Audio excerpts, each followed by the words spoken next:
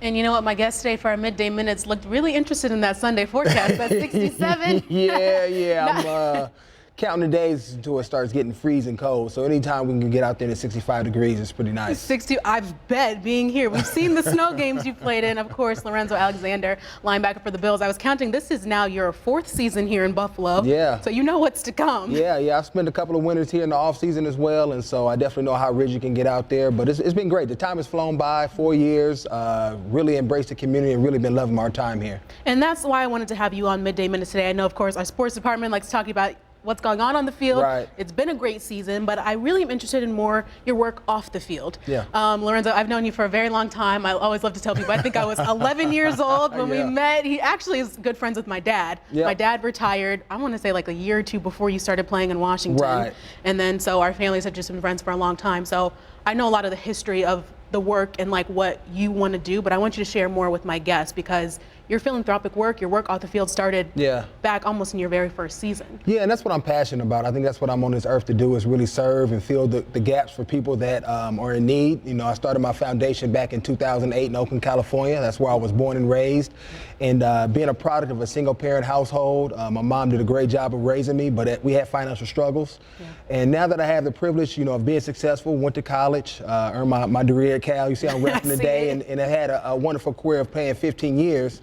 I have a great platform, built great relationships, and now I try to leverage that to help younger kids that look like me, come from my same neighborhood, help them fill those voids that they may be lacking so that they be successful as well.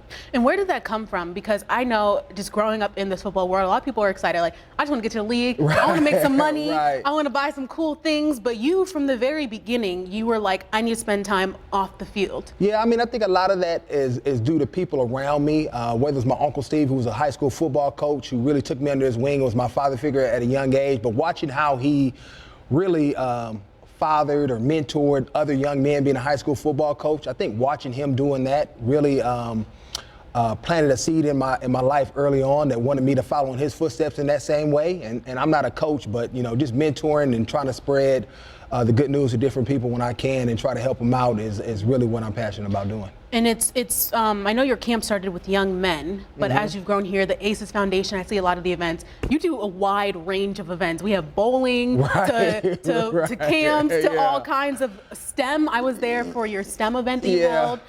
Where are you getting these ideas, and who are you trying to reach? Well, I'm trying to reach as many people as I can. I am kind of all over the place, and I think that's probably one of my shortcomings, because I love to help. It's hard to say no, and I just try to fill in where I can be and collaborate on a lot of things. So it may not be my idea. Like the STEM wasn't my idea. I was working with Miss Lucy, who's a director at the Bell Center, and she wanted to partner because we had a community day, and I met her, and I said, yeah, sure, let's work together.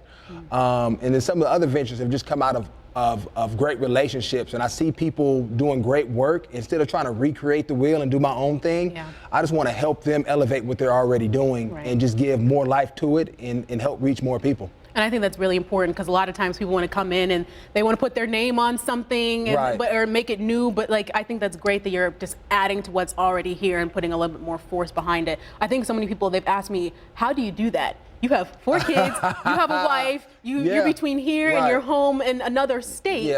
So where do you find the time to do events here and in California? Well, you mentioned it. It's my wife, Manjanique. She holds us down. She's our rock, and she allows me the freedom to do a lot of things. And because she is such a great mom and a great wife, I have the flexibility to be in one state one day, then back over here the next day, and I know that the household is being taken care of. So you can help others. I want to talk about, I think we have the flyer here of your event this weekend. It's Sinking Cancer with Cornhole. Right. So tell me a little bit about what's going on there. Well, I love cornhole. I know Buffalonians love it as well, and so it's a great game just to get out and play. It's really fun, obviously, and just trying to leverage that community aspect to raise money and raise awareness. Obviously, this week, the Bills and the NFL really, for the month of October, will be celebrating cancer awareness.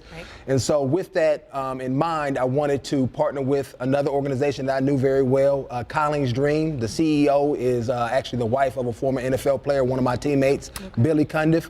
And so their mother passed from ovarian cancer, I want to say 7 years ago now.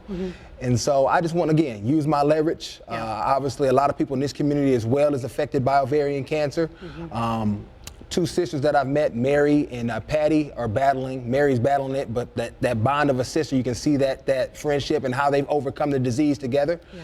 And with that relationship, just trying to bring the community together and help sponsor families here locally that are suffering and really battling ovarian cancer. Right. So always a personal tie, always getting out into the community. And I know so many people here, so many of our viewers really appreciate it. I will post all the information about that event on our website and how they can register for this weekend. Lorenzo, I appreciate thanks so much for coming on. You. We really appreciate it. We'll see you guys right after the break.